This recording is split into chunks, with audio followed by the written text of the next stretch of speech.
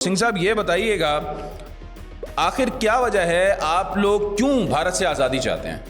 जिस वेले हिंदुस्तान ते पाकिस्तान बनया, सिखा ने कुर्बानियां कीतियां और ਉਹ ਬਣਨ ਤੋਂ ਬਾਅਦ ਗੁਰੂ ਘਰ ਦੇ ਵਿੱਚ ਜਿਹੜਾ ਕਿ ਸਾਡਾ ਮੀਰੀ ਪੀਰੀ ਦਾ ਸਿਧਾਂਤ ਵਾ ਉਹਦੇ ਤੇ ਅਟੈਕ ਕਰਕੇ ਬਜ਼ੁਰਗ ਬੱਚੇ ਜਾਨੀ ਇਹਨਾਂ ਨੇ ਜ਼ੁਲਮ ਕੀਤਾ ਸਿੱਖਾਂ ਤੇ, ਫਿਰ ਵੀ ਸਿੱਖਾਂ ਨੇ ਆਪਣਾ ਹੱਕ ਮੰਗਣ ਤੋਂ ਪਿੱਛੇ ਨਹੀਂ ਹਟੇ। ਪਾਕਿस्तान ਦੇ ਵਿੱਚ ਵੀ ਇੱਕ सिख का कतलेआम किया जी लाहौर में। तो सरदार जी, अगर सब कुछ बाहर वाले ही कर रहे हैं तो भारतीयों से ये सवाल नहीं होता कि तुम खुद क्या कर रहे हो? मतलब फिर ये फौज किस बात की है, ये इंटेलिजेंस एजेंसियां भारत में किस बात की हैं? अपनी इंटेलिजेंसी बाहरले मुल्कों के विच भेज के ये हुण इसे करके अमेरिका ने, कैनेडा ने, इंग्लैंड ने, फाइव आइज ने इकट्ठे होके इन्हों सारे सबूत दिते कि नहीं दिते, उन्होंने कटहरे दे विच खड़ा किया कि नहीं किया अमेरिका दे विच। लेकिन इन्होंने जिहड़ा नकाब पाया डेमोक्रेसी का, वो नकाब चक हो गया और ਉਹਦੇ ਨਾਲ सारी दुनिया ਨੂੰ ਇਹ पता लग गया कि सिख आर राइट। दूसरी गल ये आ, ये कहते कुछ वा ते करते कुछ वा। जिस सिचुएशन में इस वक्त हम बात कर रहे हैं, पहलगाम वाक़े के बाद से जो सिनेरियो इस वक्त डिस्कस कर रहे हैं वो ये कि अब ख़ुद जिस तरह से भारतीय फ़ौज के अंदर हम ये देख रहे हैं कि बगावत हो चुकी है, ख़ुद उनके अपने हाजिर सर्विस जनरल इस चीज़ का एतराफ़ करते हुए नज़र आते हैं कि जी ये वाक़या ख़ुद भारतीय फ़ौज की जानिब से एक ऐसी साजिश है जिसमें पाकिस्तान को मुलव्विस किया जा रहा है या उस पर इल्ज़ाम डाला जा रहा है। अगर पाकिस्तान जिहड़ा आ वो सच लई खड़ा आ तो असीं उन्हां दे नाल वां। सही ये आ पे असीं क्लीयर वां कि हिंदुस्तान साडे नाल बेईमानी कर रहा, इसे करके असी रेफरेंडम कहने पे रेफरेंडम करा लो। लेकिन वो क्यों नहीं कराउंदे? वो इस करके नहीं कराउंदे कि उन्होंने इस गल का इल्म हो चुका है कि सिखां ने अपने दिल की गल सुननी आ और अगर लड़ाई हुई तो सिखां ने हिंदुस्तान का साथ नहीं देना, क्योंकि उन्होंने ये पता लग चुका कि हिंदुस्तान साडे नाल बेईमानी कर रहा और उन्होंने साडे दे विच कोई फेवर नहीं किया। सिंह साहब, एक बात ये भी है कि भारत में कांग्रेस भी आपकी दुश्मन है, बीजेपी भी आपकी दुश्मन है, वजह क्या है? ये एक माइंडसेट है। कोई भी सरकार होवे, चाहे वो हिंदू दी होवे, चाहे वो कांग्रेस दी होवे, चाहे वो बीजेपी दी होवे, चाहे किसी होर पार्टी दी होवे, they are controlled freak. They are there to just look after the Hindus, Hindustan, and they want to just have Hindustan, हिंदुआं दा कोई घर वा और बाकी जड़ियां मिनोरिटीज वा उन्हां दा उन्हां नूं किसी भी तरीके दे नाल कोई फिक्र नहीं हैगा। सरदार जी, डर नहीं लगता फिर? डर कादा? एक दिन मरना है, so what?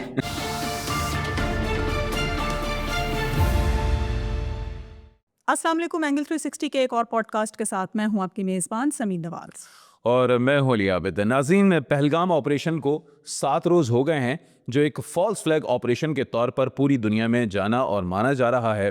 और आज हमने देखा कि DGISPR ने प्रेस ब्रीफिंग भी दी और उन्होंने बताया कि अभी तक भारत ना ही आलम बिरादरी को, ना ही पाकिस्तान को इस सिलसिले में कोई सबूत फराहम करने में कामयाब हो पाया है।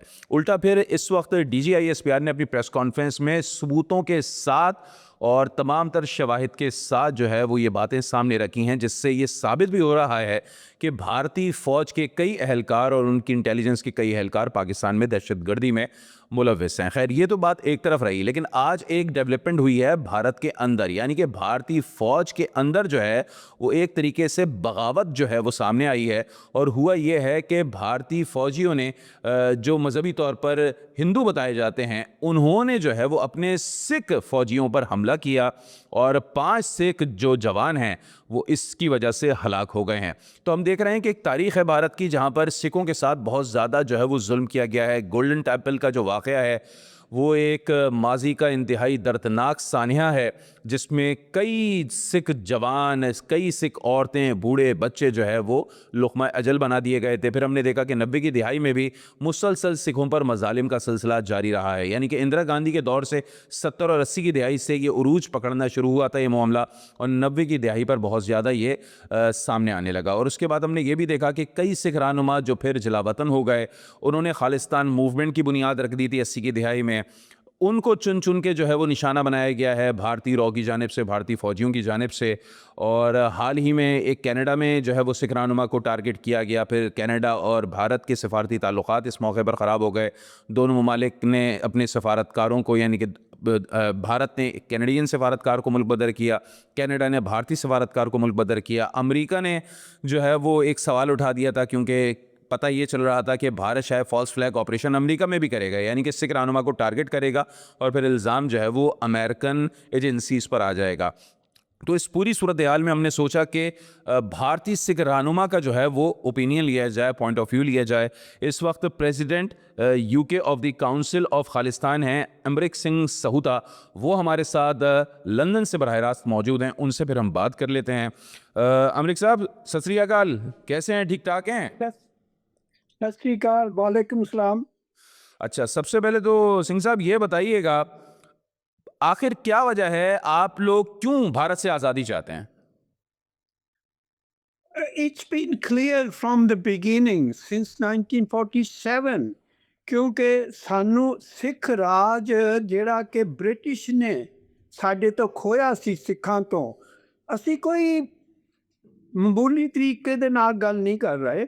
ਇਹ ਫੈਕਟ ਆ ਕਿ ਬ੍ਰਿਟਨ ਨੇ ਜਿਸ ਵੇਲੇ ਬਾਕੀ ਦਾ ਹਿੰਦੁਸਤਾਨ ਟੇਕ ਓਵਰ ਕਰ ਲਿਆ ਸੀ ਤੇ ਇੱਕ ਸਿੱਖ ਸੀ ਜਿਹੜਾ ਮਹਾਰਾਜਾ ਰਣਜੀਤ ਸਿੰਘ ਦਾ ਰਾਜ ਸੀ, ਉਹਨੂੰ ਇਹਨਾਂ ਨੇ ਐਟ ਦੀ ਐਂਡ 99 ਸਾਲ ਉੱਤੇ ਰਾਜ ਕੀਤਾ। ਲੇਕਿਨ ਜਿਸ ਵੇਲੇ ਡਾਇਵੀਸ਼ਨ ਹੋਈ ਆ, ਜਿਸ ਵੇਲੇ ਹਿੰਦੁਸਤਾਨ ਤੇ ਪਾਕਿਸਤਾਨ ਬਣਿਆ, ਸਿੱਖਾਂ ਨੇ ਕੁਰਬਾਨੀਆਂ ਕੀਤੀਆਂ ਔਰ ਉਹ ਬਣਨ ਤੋਂ ਬਾਅਦ ਇਹਨਾਂ ਨੇ ਪਾਕਿਸਤਾਨ ਵੀ ਬਣਾ ਦਿੱਤਾ ਤੇ ਹਿੰਦੁਸਤਾਨ ਨੇ ਸਿੱਖਾਂ ਨੂੰ ਨਾਲ ਰਲਾ ਕੇ ਉਹਨਾਂ ਨੂੰ ਝੂਠੇ ਵਾਅਦੇ ਕਰਕੇ ਕਿ ਤੁਹਾਨੂੰ ਇੱਕ ਖਿੱਤਾ ਦਿੱਤਾ ਜਾਏਗਾ ਜਿਹਦੇ ਨਾਲ ਤੁਹਾਨੂੰ ਆਪਣੇ ਤੌਰ ਤਰੀਕੇ ਦੇ ਨਾਲ ਰਹਿਣ ਲਈ, ਇੰਡੀਪੈਂਡੈਂਟ ਤੌਰ ਤਰੀਕੇ ਦੇ ਨਾਲ ਰਹਿਣ ਲਈ ਤੁਹਾਨੂੰ ਕੋਈ ਨਾ ਕੋਈ ਖਿੱਤਾ ਦਿੱਤਾ ਜਾਏਗਾ। ਉਹ ਵੀ ਪੰਜਾਬ ਜਿਹੜਾ ਆ, ਉਹ ਇੱਕ ਹਿੱਸਾ ਪੰਜਾਬ ਹਿੰਦੁਸਤਾਨ ਨਾਲ ਚਲੇ ਗਿਆ ਸੀ, ਉਹ ਹਿੱਸੇ ਜਿਹੜੇ ਆ ਉਹ ਪਾਕਿਸਤਾਨ 'ਚ ਪੰਜਾਬ ਰਹਿ ਗਿਆ। ਅਤੇ ਉਹਦੇ ਵਿੱਚੋਂ ਵੀ ਜਿਸ ਵੇਲੇ ਪੰਜਾਬੀ ਸੂਬਾ ਦਿੱਤਾ ਗਿਆ ਤਾਂ ਉਹਦੇ ਵਿੱਚੋਂ ਵੀ 3 ਹਿੱਸੇ ਹੋਰ ਬਣਾ ਦਿੱਤੇ, ਪੰਜਾਬ, ਹਰਿਆਣਾ, ਹਿਮਾਚਲ। 1984 ਦੇ ਵਿੱਚ ਸਾਡੇ ਹਰਿਮੰਦਰ ਸਾਹਿਬ 'ਤੇ ਅਟੈਕ ਕੀਤਾ।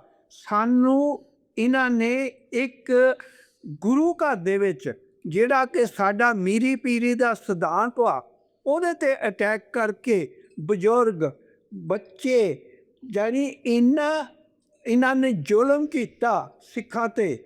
ਫਿਰ ਵੀ ਸਿੱਖਾਂ ਨੇ ਆਪਣਾ ਹੱਕ ਮੰਗਣ ਤੋਂ ਪਿੱਛੇ ਨਹੀਂ ਹਟੇ ਕਿਉਂਕਿ ਇਹ ਸਾਡਾ ਹੱਕ ਬਣਦਾ। ਫਿਰ 90 ਦੇ ਵਿੱਚ ਵੀ ਇਹਨਾਂ ਨੇ ਸਿੱਖਾਂ ਦਾ ਕਤਲੇਆਮ ਕੀਤਾ। Over 200,000 people have been slaughtered, butchered, and you know it's genocide which they did.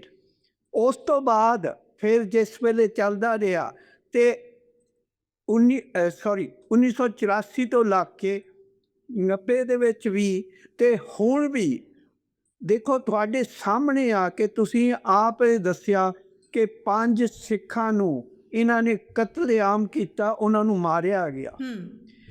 ਤੇ ਜਿਹੜਾ ਕੈਨੇਡਾ ਦੇ ਵਿੱਚ ਨਿੱਜਰ ਸਾਹਿਬ, ਉਹਨਾਂ ਨੂੰ ਕੀਤਾ।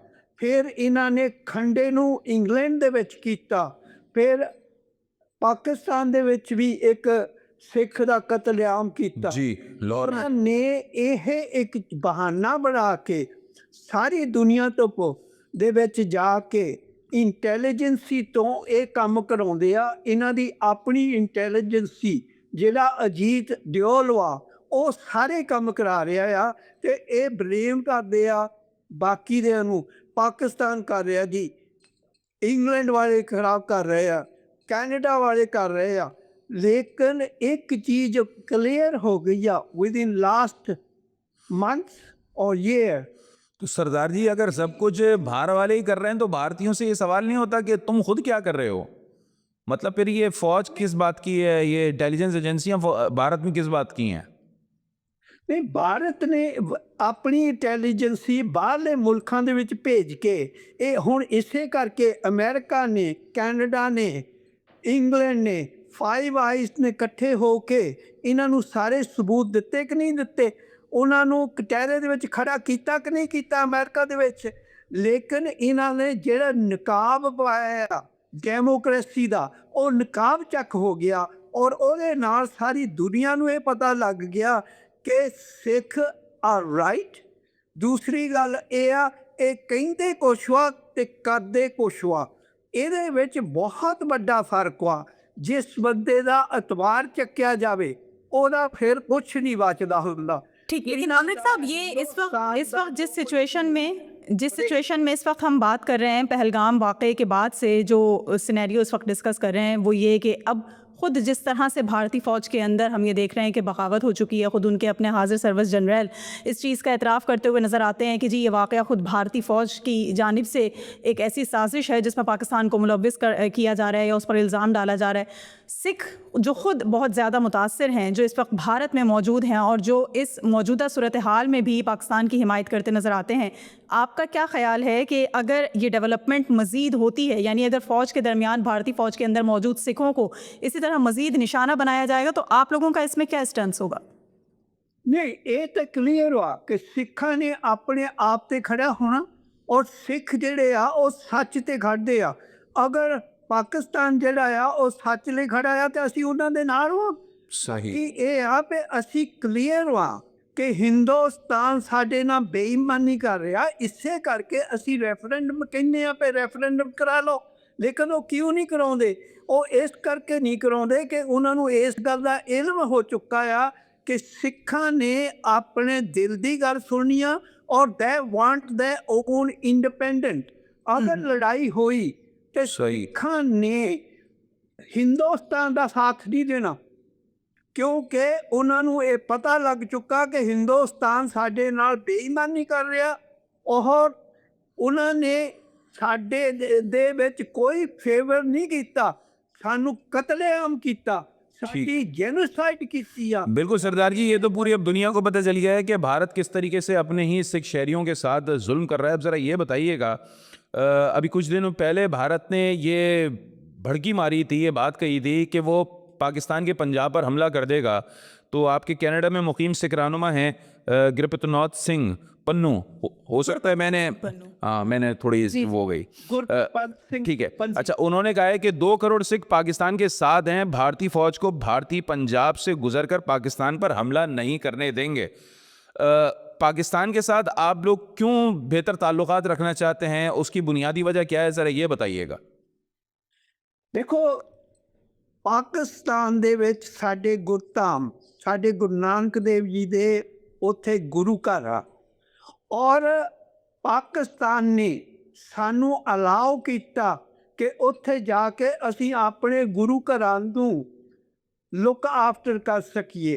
और एक अवाम जिहड़ा आ, पाकिस्तान दा अवाम जिहड़ा आ, ਉਹ ਸਾਡੇ ਨਾਲ ਇਹੋ ਜਿਹੇ ਤਰੀਕੇ ਦੇ ਨਾਲ ਵਰਤ ਰਿਹਾ ਕਿ ਇੱਕ ਭਰਾਵਾਂ ਦੇ ਤੌਰ 'ਤੇ, ਇੱਕ ਫਰੈਂਡਸ਼ਿਪ ਦੇ ਤੌਰ 'ਤੇ ਸਾਡਾ ਆਓ ਭਗਤ ਕਰਦਾ। ਹਿੰਦੁਸਤਾਨ ਤਾਂ ਸਾਨੂੰ ਕਿਸੇ ਤਰੀਕੇ ਦੇ ਨਾਲ ਵੀ ਖਤਮ ਕਰਨ 'ਤੇ ਤੁਲਿਆ ਆ। ਇਸ ਕਰਕੇ ਸਾਡਾ ਜਿਹੜਾ ਆ ਉਹ ਇੰਡੀਪੈਂਡੈਂਟ ਦਾ ਅਸੂਲ ਆ, ਇੰਡੀਪੈਂਡੈਂਟ ਅਸੀਂ ਲੈਣੀ ਆ। ਔਰ ਜਿਸ ਤਰੀਕੇ ਦੇ ਨਾਲ ਵੀ ਸਾਨੂੰ ਇੰਡੀਪੈਂਡੈਂਸ ਮਿਲਦੀ ਆ ਉਹ ਅਸੀਂ ਅਖਤਿਆਰ ਕਰਾਂਗੇ। ਬਾਕੀ ਸਾਰੀ ਦੁਨੀਆ ਨੂੰ ਇਸ ਗੱਲ ਦਾ ਪਤਾ ਲੱਗ ਚੁੱਕਾ ਕਿ ਸਿੱਖ ਜਿਹੜੇ ਆ ਕਦੇ ਵੀ ਜਦ ਮਰਜੀ ਜਿਸ ਦਿਨ ਤੋਂ ਸਿੱਖ ਕੌਮ ਪੈਦਾ ਹੋਈ ਆ ਉਹਨਾਂ ਨੇ ਕਿਸੇ ਵੀ ਈਨ ਨਹੀਂ ਮੰਨੀ ਔਰ ਸੱਚ 'ਤੇ ਖੜੇ ਰਹੇ ਆ। ਅੱਜ ਵੀ ਸਿੱਖ ਜਿਹੜੇ ਆ ਉਹ ਆਪਣਾ ਘਰ ਲੈ ਕੇ ਰਹਿਣਗੇ। ਬਾਕੀ ਇਹ ਆ पे ਜਿਹੜੀਆਂ ਆ ਗਲਤ ਅਫਵਾਹਾਂ ਬਾਤ ਚੱਲ ਰਹੀ हाँ, सिंह साहब एक बात ये भी है कि भारत में कांग्रेस भी आपकी दुश्मन है, बीजेपी भी आपकी दुश्मन है। वजह क्या है? ये एक माइंडसेट है भारतीय सरकार। ਇਹ ਨਹੀਂ, ਜਿਹੜੀ ਕਿ ਸੈਂਟਰ ਦੇ ਵਿੱਚ ਕੋਈ ਵੀ ਸਰਕਾਰ ਹੋਵੇ, ਚਾਹੇ ਉਹ ਹਿੰਦੂ ਦੀ ਹੋਵੇ, ਚਾਹੇ ਉਹ ਕਾਂਗਰਸ ਦੀ ਹੋਵੇ, ਚਾਹੇ ਉਹ ਬੀਜੇਪੀ ਦੀ ਹੋਵੇ, ਚਾਹੇ ਕਿਸੇ ਹੋਰ ਪਾਰਟੀ ਦੀ ਹੋਵੇ, they are controlled freak. They are there to just look after the Hindus, Hindustan, and they want to just have Hindustan. ਹਿੰਦੂਆਂ ਦਾ ਕੋਈ ਘਰ ਵਾ ਔਰ ਬਾਕੀ ਜਿਹੜੀਆਂ ਮਿਨੋਰਿਟੀਜ਼ ਵਾ ਉਹਨਾਂ ਨੂੰ ਕਿਸੇ ਵੀ ਤਰੀਕੇ ਦੇ ਨਾਲ ਕੋਈ ਫਿਕਰ ਨਹੀਂ ਹੈਗਾ ਔਰ ਉਹ ਚਾਹੁੰਦੇ ਹੀ ਨਹੀਂ ਕਿ ਬਾਕੀ ਮਿਨੋਰਟੀਆਂ, ਅਗਰ ਮਿਨੋਰਿਟੀਆਂ ਨੇ ਉੱਥੇ ਹਿੰਦੁਸਤਾਨ ਦੇ ਵਿੱਚ ਰਹਿਣਾ ਤਾਂ ਉਹਨਾਂ ਦੇ ਗੂਠੇ ਥੱਲੇ, ਉਹਨਾਂ ਦੇ ਹੁਕਮ ਥੱਲੇ ਯੈਸ ਕਰਕੇ ਰਹਿ ਸਕਦੇ ਆ। ਜੇਕਰ ਉਹ ਆਪਣੇ ਹੱਕ ਮੰਗਦੇ ਆ ਤੇ ਵਿਲ ਬੀ ਸ਼ॉट। सही। अच्छा अमृत साहब, ये बताइए कि पहलगाम वाक़ये के बाद इस वक्त अब जो हम रिसेंट डेवलपमेंट पे जिस तरह बात कर रहे हैं कि सिखों का कत्लेआम हुआ है, अफवाज में जो सिख कम्युनिटी मौजूद है, सिख इन्फेंट्री मौजूद है, उसको किस तरह से निशाना बनाया जा रहा है हिंदू आर्मी ऑफिसर्स की जानिब से, तो ये जो अब मज़हब की बुनियाद पर भारतीय फ़ौज में आप ये तकसीम देख रहे हैं, इसका अगर हम तसलसल इसी तरह से बढ़ता हुआ देखेंगे तो क्या ऐसा लगता है कि भारतीय फ़ौज से सिखों को अलहदा होना पड़ेगा, अलहदा अपनी कोई एक फ़ोर्स तैयार करनी पड़ेगी, या जिस तरह आपने कहा कि भारत की किसी तरह हिमायत नहीं करेंगे अगर पाकिस्तान के ख़िलाफ़ वो जंग करता है, तो क्या इस सूरत में भी तमाम तर वो सिख कम्यूनिटी जो इस वक्त फ़ौज में मौजूद है भारत की, वो अलहदगी इख्तियार कर लेगी? ज़्यादा बंदा कोई मरदा तो की नहीं करता। When we are being killed, what should we do? We are telling the world that we are being killed and our religion, Hindustan ਨੇ ਸਾਡੇ ਗੁਰੂ ਘਰ 4 ਜਿਹੜੇ ਆ ਉਹ ਡਿਸਟਰੋਏ ਕੀਤੇ ਆ, ਜਿੱਥੇ ਕਿ ਪਾਕਿਸਤਾਨ ਨੇ ਸਾਡੇ ਗੁਰੂ ਘਰਾਂ ਦੀ ਮੁਰੰਮਤ ਲਈ ਬਾਹਰਲੇ ਸਿੱਖਾਂ ਨੂੰ ਇੱਕ ਅਪਰਚੂਨਿਟੀ ਦਿੱਤੀ ਔਰ ਅਸੀਂ ਉਹਨਾਂ ਦਾ ਧੰਨਵਾਦ ਕਰਦੇ ਹਾਂ ਔਰ ਉਹਨਾਂ ਨੇ ਸਾਡੇ ਗੁਰੂ ਘਰਾਂ ਦਾ ਲੁੱਕ ਆਫਟਰ ਕੀਤਾ। ਇਮਰਾਨ ਖਾਨ ਨੇ 11 ਮਹੀਨਿਆਂ ਦੇ ਵਿੱਚ ਤੁਹਾਡੇ ਸਾਹਮਣੇ ਸਾਡਾ ਗੁਰੂ ਘਰ ਖੜਾ ਕਰਕੇ ਦੱਸ ਦਿੱਤਾ। ਸੋ ਵਾਟ ਡੂ ਵੀ ਐਕਸਪੈਕਟ? ਜੇ ਪਾਕਿਸਤਾਨ ਸਾਡੇ ਲਈ ਸਾਡਾ ਹੱਥ ਫੜਨ ਦੇ ਲਈ ਤਿਆਰ ਵਾ ਤਾਂ ਅਸੀਂ ਕਿਉਂ ਨਾ ਅਸੀਂ ਆਪਸ ਵਿੱਚ ਹੀ ਰਲ ਕੇ ਕਰੀਏ। सही। ਸੋ ਇਹ ਬਹੁਤ ਇੰਪੋਰਟੈਂਟ ਵਾ। ਜਿਹੜਾ ਪਹਿਲਗਾਮ ਦੇ ਵਿੱਚ ਇਹਨਾਂ ਨੇ ਉਹ ਵਾਕਿਆ ਕੀਤਾ, ਇਹਨਾਂ ਨੇ ਆਪ ਕਰਵਾਇਆ, ਇਹਨਾਂ ਨੇ ਆਪਣੇ ਬੰਦੇ आप भेज के करके इल्जाम ला रहे हैं पाकिस्तान पे। सही, यही वजह है कि खुद इंसानियत उनके अपने हाजिर सर्विस जर्नल भी इस चीज़ को ऑन कर रहे हैं कि जी उनकी अपनी एक साजिश थी। कश्मीर का एक बड़ा गुंजलक मसला है पाकिस्तान और भारत के माबैन और किसी तरह से हल नहीं हो पा रहा है। ख़ास करके इस वक्त जो रिसेंट पोजीशन हमें कश्मीर की नज़र आती है, जो स्टेटस उन्होंने तब्दील किया है इसका, ये बता दीजिए कि आप क्या इसी नज़र से देखते हैं कि जिस तरह से मोदी हुकूमत हर मरतबा कुछ ख़ास मकासद की वजह से इस तरह के फॉल्स फ्लैग्स ऑपरेशंस करती है और फिर पाकिस्तान पे इल्ज़ाम थोप दिया जाता है, इस वक्त भी इसका कोई एक ख़ास मकसद है? आप किस सिनेरियो में देख रहे हैं इस तमाम तर सूरत हाल को? देखो, जिस वेले बिल क्लिंटन आया सी उस वेले भी ਇਹੋ ਜਿਹਾ ਵਾਕਿਆ ਹੋਇਆ ਸੀ। ਸਿੱਖਾਂ ਨੂੰ ਗੁਰੂ ਘਰ ਦੇ ਨਾਲ ਖੜੇ ਕਰਕੇ ਮਿਲਟਰੀ ਨੇ, ਇਹਨਾਂ ਦੀ ਇੰਟੈਲੀਜੈਂਸੀ ਨੇ ਮਿਲਟਰੀ ਯੂਨੀਫਾਰਮ ਪਾ ਕੇ ਉਹਨਾਂ ਦੇ ਨਾਲ ਮਿਲ ਗਿਲ ਕੇ ਮਗਰੋਂ ਆਣੀ ਉਹਨਾਂ ਦੇ ਹਮਦਰਦੀ ਬਣ ਕੇ ਫਿਰ ਉਹਨਾਂ ਨੂੰ ਕੰਨ ਦੇ ਮੋਹਰੇ ਖੜਾ ਕਰਕੇ, ਹੁਣ ਵੀ ਜਿਸ ਵੇਲੇ ਪਹਿਲਗਾਮ ਦਾ ਹੋਇਆ ਉਸ ਵੇਲੇ ਵੀ ਅਮਰੀਕਾ ਦਾ ਵਾਈਸ ਪ੍ਰੈਜ਼ੀਡੈਂਟ ਉੱਥੇ ਆਇਆ ਸੀ, ਉਹਨੂੰ ਇਹ ਦੱਸਣ ਲਈ ਕਿ ਇਹ ਪਾਕਿਸਤਾਨ ਕੁਛ ਕਰ ਰਿਹਾ। ਇਹਨਾਂ ਨੇ ਇੱਕ ਡਰਾਮਾ ਕੀਤਾ। ਡਰਾਮੇ ਦੇ ਵਿੱਚ ਉਹਨਾਂ ਨੇ ਕਸ਼ਮੀਰ ਨੂੰ, ਕਿਉਂਕਿ ਕਸ਼ਮੀਰ ਦੇ ਵਿੱਚ ਟੂਰਿਸਟ ਜਾਂਦੇ ਆ, ਉਹਨਾਂ ਨੂੰ ਇੱਕ ਇਹ ਦੱਸਣ ਲਈ ਕਿ ਟੂਰਿਸਟ ਨੂੰ ਮਾਰਿਆ, ਸਾਰਾ ਸਭ ਕੁਛ ਕੀਤਾ, ਆਪ ਕਰਕੇ ਇਲਜ਼ਾਮ ਲਾਇਆ ਪਾਕਿਸਤਾਨ 'ਤੇ। ਉਹਨਾਂ ਦੀ ਬਾਰਡਰ ਸਿਕਿਉਰਿਟੀ ਹੈ ਨਹੀਂ, ਉਹਨਾਂ ਦੇ ਕੋਲ ਮਿਲਟਰੀ ਹੈ ਨਹੀਂ, What are they doing on the borders? बिल्कुल, ये सवाल तो सिंह साहब पाकिस्तान में भी हर कोई उठाता है, बल्कि दुनिया भर के मीडिया में ये क्वेश्चन रेज किया जाता है। अब जरा ये भारतीय अवाम अपनी बिल्कुल। सरकार से यही पूछ रही है कि आपकी 7 लाख की आर्मी और वो सिक्योरिटी फोर्सेस के तमाम तर लोग कहाँ थे जो आपने वहाँ पर कश्मीर में तैनात किए। अब बात ये ज़रा बताइएगा, आप लोग ये मूवमेंट काफ़ी अरसे से चला रहे हैं, रेफरेंडम भी कराते रहते हैं। पिछले साल आपने कनाडा के शहर कैलगरी में जो है वो रेफरेंडम कराया था, उसमें मैक्सिमम सिखों ने जो है वो भारत से आज़ादी के हक़ में वोट दिया था। अभी हाल ही में जो है वो लॉस एंजलिस में करवाया है कुछ दिनों पहले, उसमें भी मैक्सिमम सिखों ने जो है वो भारत से आज़ादी के लिए वोट दिया है। वाशिंगटन डीसी में भी आई थिंक आप अगस्त में आने वाले अगस्त में आई थिंक मेरे ख्याल में करवा रहे हैं रेफरेंडम। ये बताइएगा, सिख तो इस हवाले से भारतीय सिख यकसू हैं कि उनको खालिस्तान जो है वो बनाना है, उनके जहन में है कि वो भारत से आज़ादी चाहते हैं। यूरोप हो गया, अमेरिका हो गया, या दीगर अरब कंट्रीज़ हो गई, इनसे आप लोगों का राब्ता रहता है? कोई उनकी तरफ से आप लोगों को कोई हिमायत मिल रही हो? ਬਹੁਤ ਵਧੀਆ ਕੁਐਸਚਨ ਕੀਤਾ। ठीक। ਤੁਸੀਂ ਇਹ ਦੱਸੋ ਕਿ ਜਿਹੜਾ ਵੀ ਰੈਫਰੈਂਡਮ ਦਾ ਹੋਇਆ ਸਾਰੀਆਂ ਕੰਟਰੀਆਂ 'ਚ ਹੋਇਆ, ਨਿਊਜ਼ੀਲੈਂਡ 'ਚ ਹੋਇਆ, ਆਸਟ੍ਰੇਲੀਆ 'ਚ ਹੋਇਆ, ਯੂਰਪ 'ਚ ਹੋਇਆ, ਇੰਗਲੈਂਡ 'ਚ ਹੋਇਆ, ਯੂ ਨੇਮ ਇਟ, ਜਿਸ ਕੰਟਰੀ ਦੇ ਵਿੱਚ ਨਹੀਂ ਹੋਇਆ। सही। ਔਰ ਸਾਰੀ ਦੁਨੀਆ ਨੇ ਕੋਈ ਨਾ ਕੋਈ ਕਿਤਿਓਂ ਮਦਦ ਮਿਲਦੀ ਹੋਊਗੀ ਤਦੇ ਉਹ ਕੰਮ ਕਰ ਰਹੇ ਹਨ। ਕਿਸੇ ਨਾ ਕਿਸੇ ਤਰੀਕੇ ਸਿੱਖਾਂ ਦੇ ਆਪ ਸਿੱਖ ਜਿਹੜੇ ਆ they are well of all over the world, ਔਰ ਉਹਨਾਂ ਨੂੰ ਕੋਈ ਇਹੋ ਜਿਹੇ ਮੰਗਣ ਦੀ ਵੀ ਲੋੜ ਨਹੀਂ, ਕਿਉਂਕਿ ਉਹ ਆਪਣੇ ਪੈਰਾਂ 'ਤੇ ਆਪ ਖੜ ਸਕਦੇ ਆ। ਔਰ ਜਿਹੜਾ ਰੈਫਰੈਂਡਮ ਕੀਤਾ ਔਰ ਉਹਦੇ ਵਿੱਚ ਇਹ ਦੱਸਿਆ, ਕਿਉਂਕਿ ਇਹ ਜਿਸ ਵੇਲੇ ਇਹ ਕਹਿੰਦੇ ਸੀ ਤੁਸੀਂ ਮੁੱਠੀ ਭਰ ਬੰਦੇ ਆ ਜਿਹੜੇ ਖਾਲਿਸਤਾਨ ਮੰਗਦੇ ਆ, ਬਾਕੀ ਨਹੀਂ ਮੰਗਦੇ, ਪੰਜਾਬ ਦੇ ਲੋਕ ਨਹੀਂ ਮੰਗਦੇ, ਲੇਕਿਨ ਪੰਜਾਬ ਦੇ ਲੋਕ ਜਿਹੜੇ ਮੰਗਦੇ ਆ ਉਹਨਾਂ ਨੂੰ ਸ਼ੂਟ ਕੀਤਾ ਜਾਂਦਾ ਜਾਂ ਅੰਦਰ ਦਿੱਤਾ ਜਾਂਦਾ। How can they say we are outside and we fight for our rights, we are here, and ਇਹ ਜਿਹੜੀਆਂ ਜਿੰਨੀਆਂ ਵੀ ਸਾਨੂੰ ਡਰਾਉਣ ਦੇ ਲਈ ਇਹ ਕੰਮ ਕਰਦੇ ਆ ਕਿ ਦੇਖੋ ਜੀ ਨਿੱਜਰ ਸਾਹਿਬ ਨੂੰ ਵੀ ਖਤਮ ਕਰ ਦਿੱਤਾ, ਖੰਡੇ ਨੂੰ ਵੀ ਖਤਮ ਕਰ ਦਿੱਤਾ, ਫਲਾਣੇ ਨੂੰ ਵੀ ਖਤਮ ਕਰ ਦਿੱਤਾ, ਮੈਨੂੰ ਵੀ ਕਹੋਗੇ ਵੀ ਤੈਨੂੰ ਵੀ ਖਤਮ ਕਰ ਦੇਵਾਂਗੇ। ਸੋ ਵਾਟ? तो डर नहीं लगता दुनिया नू जे सरदार जी? डर नहीं लगता फिर? जी कह रहा हूँ, डर नहीं लगता? डर कादा, एक दिन मरना है। So what? मूवमेंट इसी तरह से जारी रहेगी। मेरे ते मैनू बैन किया सी इंडिया ते। अच्छा। मैं अपनी जुत्ती दे जोर ना I have been honored by the Queen with OBE, Order of the British Empire. सही। I was member of the Chamber of Commerce. सही। I was the chairman of Institute of Asian Businesses. ਉਹਨਾਂ ਨੇ ਮੈਨੂੰ visa ਲੈ ਕੇ ਉਹਨਾਂ ਨੇ ਆਪ ਭੇਜਿਆ ਸੀ ਇੰਡੀਆ ਦੇ ਵਿੱਚ। अच्छा। So, you know, I'm not frightened. ठीक। 92 ਦੇ ਵਿੱਚ ਰਾਣਾ ਸੁਮਰਾਓ ਆਇਆ ਸੀ ਇੰਗਲੈਂਡ ਦੇ ਵਿੱਚ ਤੇ ਇਹਨਾਂ ਨੇ ਮੇਰੇ ਲੜਕੀ ਨੂੰ ਵੀਜ਼ਾ ਨਹੀਂ ਸੀ ਦਿੱਤਾ।